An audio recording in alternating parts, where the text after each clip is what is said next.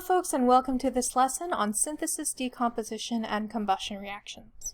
By the end of this lesson, you should be able to identify whether a reaction is a synthesis, decomposition, or combustion reaction, and predict whether a set of reactants will perform a synthesis, decomposition, or combustion reaction.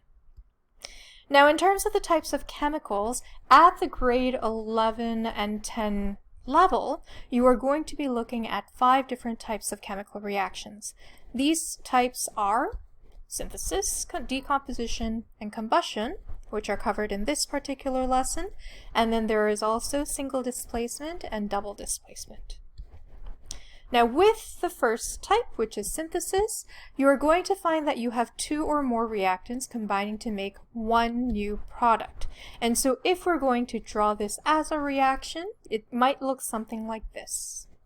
So you should be able to see that we have 2 separate and distinct reactants, and the product that it forms is going to be a compound of both of them, and there is only the one thing as a product.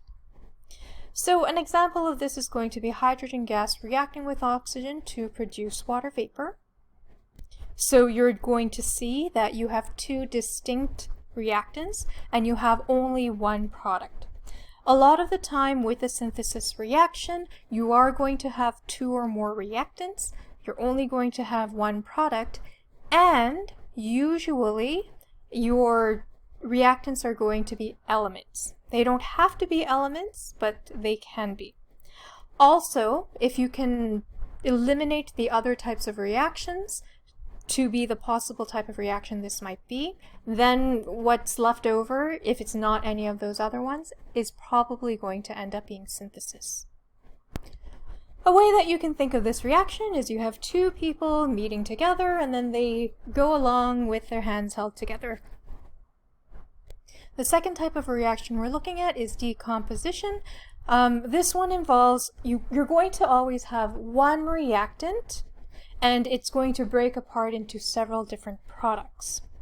So if we were to draw this out, it would look something like this. So you can see in this case that it's almost the opposite of a synthesis reaction, where in the synthesis reaction you had many things becoming one thing. In your decomposition, you have one thing becoming many different things. An example of a decomposition reaction would be when you take hydrogen peroxide and splitting it into oxygen gas and water. So you can see that you have one reactant and then you have many different products. It doesn't necessarily have to be 2 products, it could be more. That just depends on the reaction itself. Now, when it comes to looking at the reactants and figuring out what type of reaction it is, decomposition is the only one where you will have just one reactant. Every other reaction is going to have at least 2. Usually 2, but at least 2.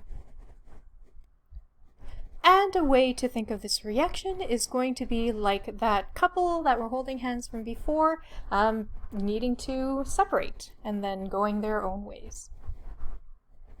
Now, the last type of reaction we're going to talk about in this lesson is combustion. Now, combustion is a reaction that happens rapidly and violently with oxygen.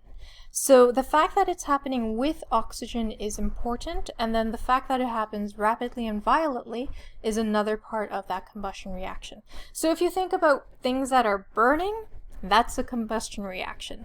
Many things can burn in many different ways, but all of those things that are burning are going to be doing so violently. There's going to be a lot of energy being produced, and you're going to need oxygen to burn any of those things as well. Now, the types of things that you are going to see burning in this course are going to be metals or hydrocarbons. So an example of a metal burning is going to be something like magnesium. Magnesium is actually used quite a bit in things like fireworks because when it burns, it is actually quite a spectacle. And make sure, if I haven't done so already, to ask me to burn some magnesium for you. So in the case of a metal burning, what's going to happen is that you're going to form an ionic compound between that metal and oxygen. So in the case of magnesium and oxygen, you're going to get magnesium oxide, and if you balance this, then you're going to need 2 and 2 there, but that's basically it. You're also going to find that these combustion reactions with oxygen look very similar to synthesis reactions, and in all honesty, if you call this a synthesis reaction, people are probably going to be okay with that as well.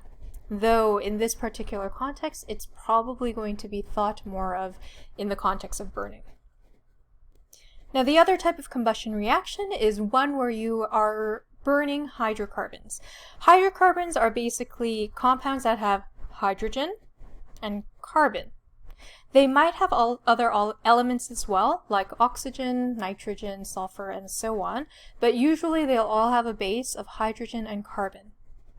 Now, when you are burning a hydrocarbon, what will happen is this. You have something like CH4, which is methane.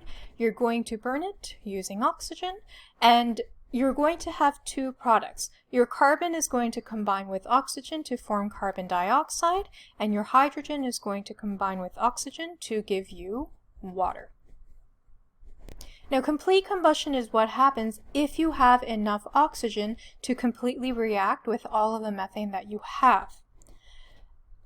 If you don't have enough oxygen, what's going to happen is that some of the carbon is going to make carbon dioxide, some of the hydrogen is going to make water, but then you're also going to get some of the carbon not being able to fully become carbon dioxide. So in some cases you might get carbon monoxide, or in some cases the carbon is not going to combine with any oxygens at all, and you're going to end up with just plain carbon, which is also referred to as soot, which is that black stuff that you see.